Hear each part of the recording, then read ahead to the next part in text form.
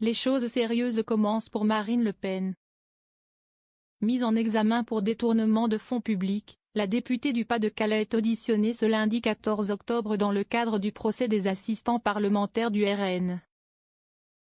Un dossier tentaculaire dans lequel elle est soupçonnée d'avoir élaboré un vaste système d'emploi fictif et de détournement de fonds européens au profit du parti, et qui donne des sueurs froides en interne. Le rendez-vous est décisif pour la chef du groupe RN à l'Assemblée, qui le prépare de longue date. Elle est concentrée là-dessus, ça lui prend beaucoup de temps, confiait au HuffPost mi-septembre un député lepéniste, expliquant la rentrée discrète de son parti par le travail de défense entrepris par la fille de Jean-Marie Le Pen. Alors que le procès s'est ouvert le 30 septembre, Marine Le Pen jongle entre l'Assemblée et la justice. Consciente que son destin politique se joue, aussi, dans l'enceinte du tribunal judiciaire de Paris. Et pour cause, elle encourt, en plus d'une peine d'emprisonnement, jusqu'à 5 ans d'inéligibilité, ce qui pourrait stopper net ses ambitions pour la présidentielle. Raison pour laquelle elle suit les débats avec attention, quitte à mettre la pression dans les médias. Cette première semaine m'a un peu refroidi. J'ai perçu de la part de la présidente, du tribunal, une tonalité de partialité. A-t-elle dénoncé lors d'un entretien accordé au Point, s'orientant donc vers une défense très politique. Jurisprudence Bayrou. Sur le plan strictement judiciaire, le parti d'extrême droite s'accroche à la relaxe accordée à François Bayrou au mois de février. Mis en examen dans un dossier proche, le président du MoDem a été relaxé au bénéfice du doute. Sans attendre, les lieutenants de Marine Le Pen, à l'image de Jean-Philippe Tanguy, prédisaient une issue similaire pour la députée du Pas-de-Calais. Ce jugement montre que c'était une mascarade montée par les technocrates et nos adversaires de l'Union européenne qui ne supportent aucune forme d'opposition de l'époque, avait-il estimé. Pour nous, il y aura une jurisprudence Bayrou. On regardera ce qui ressortira de son procès, puisque les dossiers sont proches sur le fond, affirmait de son côté le vice-président du RN, Louis Alliot. Pourtant, la situation du fondateur du MoDem est très différente de celle de Marine Le Pen. Et à plusieurs égards. Première différence de taille, François Bayrou n'était pas eurodéputé au moment des faits, à l'inverse de la députée du Pas-de-Calais. Un détail qui a son importance, puisque plusieurs ex-eurodéputés MoDem ont été condamnés.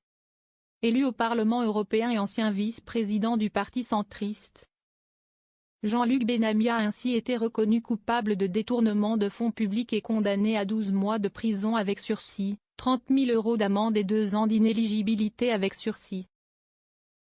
Au mois de septembre 2023, Marine Le Pen a remboursé la somme de 330 000 € au Parlement européen pour éviter une saisie forcée. Puisque les services de l'institution avaient enclenché l'article 100 du règlement financier, contraignant l'ex-eurodéputé à régler la somme réclamée.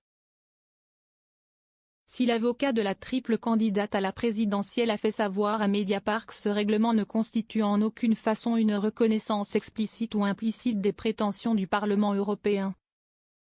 Aucune procédure du genre n'avait été déclenchée à l'encontre de François Bayrou. Autre donnée à prendre en compte, le montant du préjudice, 350 000 € pour le MoDem contre plus de 6 millions pour le RN.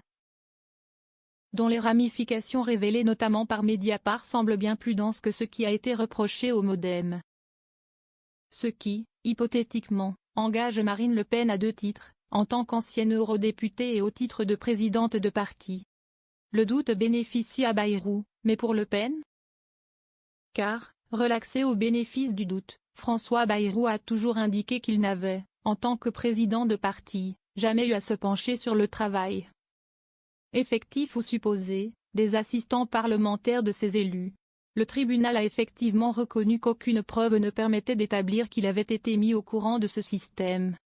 Or, le contenu de plusieurs mails révélés dans la presse à la suite des perquisitions menées en 2016 et 2017 par l'Office européen de lutte antifraude, OLAF, montre que l'ex-présidente FN a bien été informée de la situation de collaborateurs rémunérés par le Parlement européen mais travaillant pour le siège du parti.